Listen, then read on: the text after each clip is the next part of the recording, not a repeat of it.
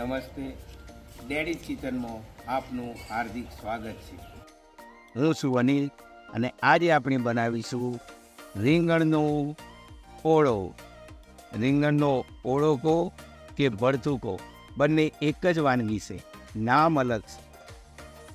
સાદું ભરતું તો તમે ખાધું હશે, પણ આજે હું તમને શીખવાડીશ કે ધાબા સ્ટાઇલ રીંગણનું ભરતું કેવી રીતના બનાવવું. ચાલો આપણે બનાવીએ રીંગણનું ભરતું.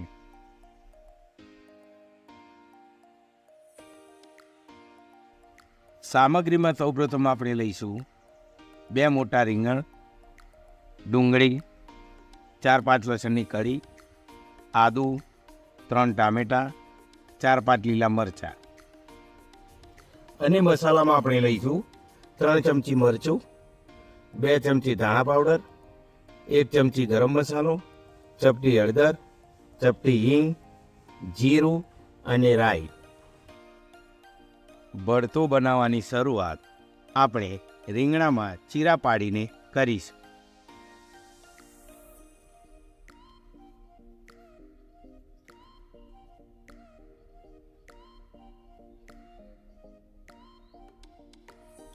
ચીરો એવી રીતના પાડવો કે ચપ્પુ છેક ઊંડે સુધી જવું જોઈએ.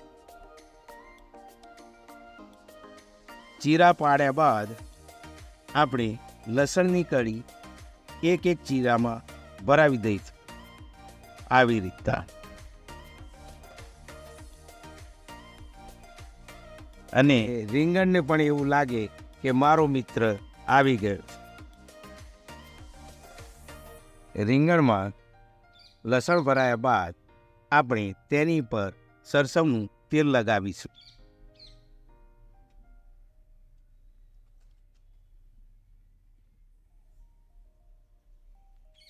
અને તમે વિચારતા હતો કે તેલ કેમ લગાવે છે? ગરમ કર્યા પછી એને સરળતાથી સાલ ઉતરી જાય એટલા માટે આપણે તેલ લગાવીએ છીએ. અને જ્યારે આ રીંગણ વાડીમાં લબડેલું હોય ત્યારે તેને આવી મસાજ ના મળે. રીંગણની માલિશ એવી રીતના કરવી કે તમારું તેલ અંદર સુધી ઉતરી જાય. આપણે ઢાબા સ્ટાઇલ ભરતું બનાવીએ છીએ તો ચૂલાની તો જરૂર પડશે. તો ચાલો આપણે ચૂલો સળગાવીએ.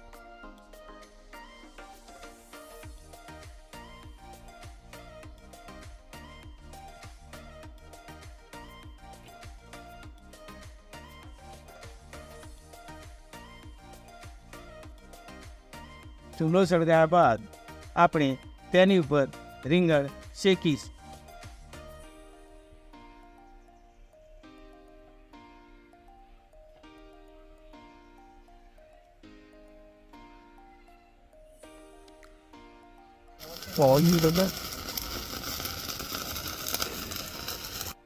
રીંગણને આપણે ચારે બાજુથી ફેરવતા રહીશું, જેથી કરી રીંગણ બધી બાજુ શેકાઈ.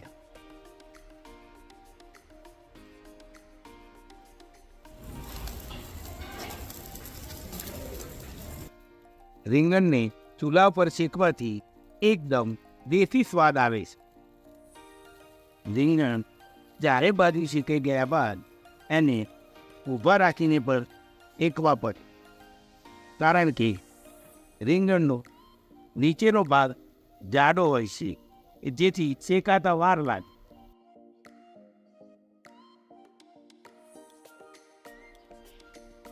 જ્યાં સુધી રીંગણ શેકાય ત્યાં સુધી આપણે ડુંગળીને સમારી દઈએ.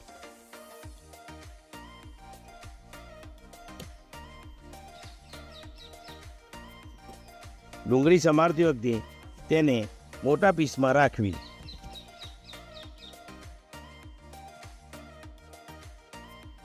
ડુંગળી મોટી કાપવાનું કારણ કે રીંગણનો માવો જાડો છે. રીંગણ આપણા શીકાઈ ગયા તે તો એને આપણે થાળીમાં લઈ લઈએ.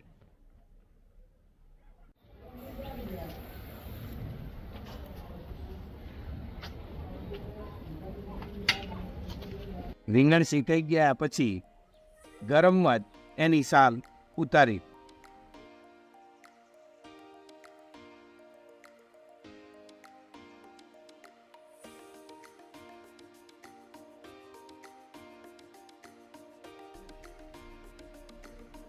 રીંગણની સાલ ઉતાર્યા પછી એને ચોપ કરી દઈશ.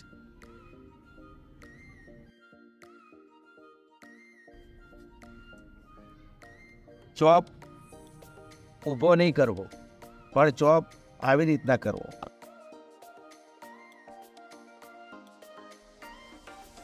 હવે પાછળનો ભાગ આપણે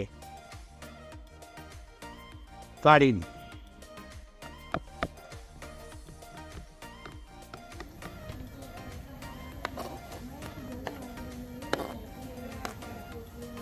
કઢાઈ ગરમ થયા બાદ આપણે રાઈ નાખીશું.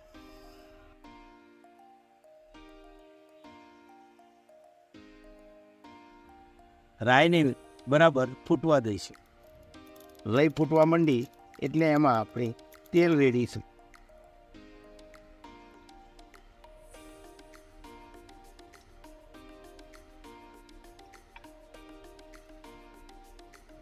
એમાં જીરું નાખીશું. તેલ ગરમ થઈ ગયા પછી આપણે આદું અને લસણ ઉમેરીશું. તેમાં લીલા મરચાં નાખીશું. પછી સમારેલી ડુંગળી નાખી. હવે એને મિક્સ કરી 2 મિનિટ ડુંગળી શેકાવા પછી એમાં ટામેટાં એડ કરીશું.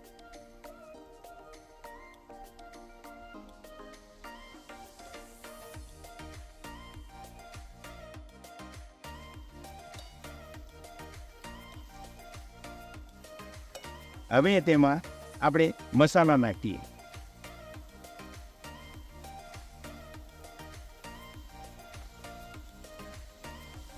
હવે તેને મિક્સ કરી. હવે તેમાં સ્વાદ પ્રમાણે મીઠું નાખી.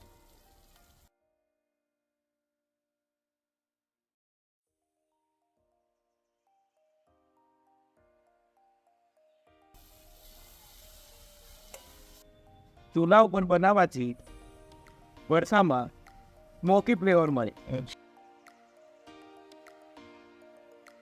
હવે તેમાં આપણે રીંગણનું ભરથું ઉમેરીશું.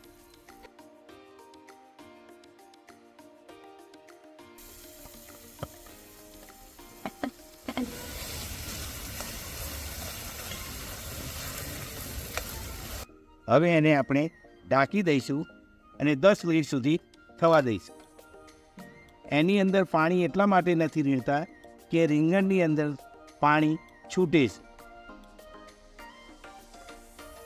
હવે 10 મિનિટ થઈ ગઈ છે તો આપણે જોઈ લઈએ કે આપણું ભરથું તૈયાર થઈ જશે કે નહીં. આપણું ભરથું એકદમ તૈયાર થઈ ગયું છે. તૈયાર થયેલા ભરથાને આપણે બાઉલમાં સર્વ કરી દઈએ.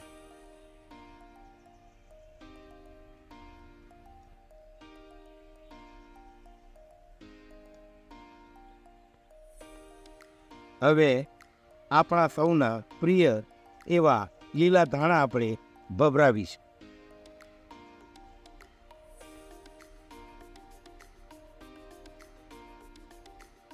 આપણું રીંગણનું ભરથું તૈયાર છે. જમવું હોય તો આવી જાઓ ડેડીઝ કિચનમાં.